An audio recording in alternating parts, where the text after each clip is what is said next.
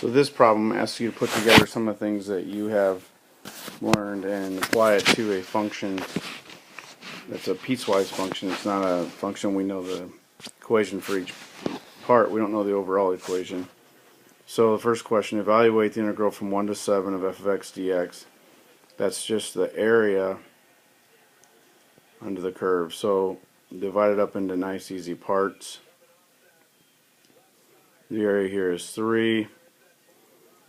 This is a 2 by 1, so it's 2. This is a 2 by 1 triangle,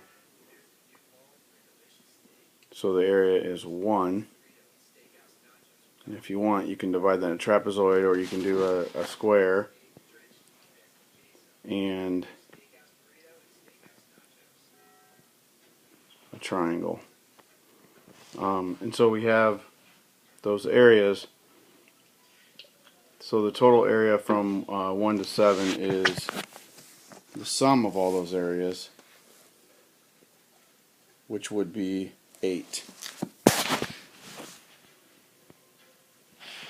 So the average value of the function on the interval would be 8 divided by the width of the interval. The width of the interval is 6. That's your 1 over b minus a.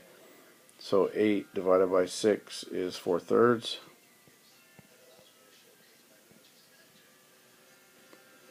And it says determine the answers of part A and B if the graph was translated 2 units upward.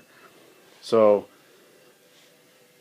if you translated everything up 2 whole units, you would have additional space underneath that basically is a rectangle that is 2 by 6. So everything would be shifted up, and there'd be this rectangle underneath it, which has an area of 12. So the new integral, instead of 8, would be 20. So you have a new area of 20, and the new average value would be 20 divided by 6, which is 10/3. So when you're finding that area of an irregular function, just use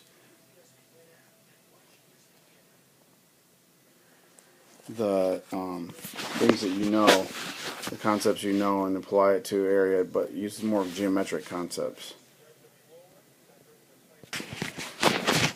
In case you guys were thinking that I'm only doing math problems when I look on the internet at night, I sometimes reminisce back to my younger days when my dad was an English teacher, and sometimes I would go into his room as a kid and there'd be all these random old textbooks on the shelf, and one of the textbooks had this name. I think the poem is actually by Virginia Hamilton. What a wonderful bird the frog are.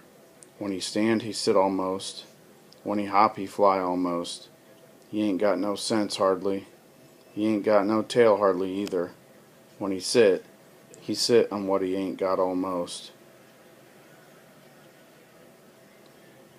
So you too can use your simple words to impress people with poems.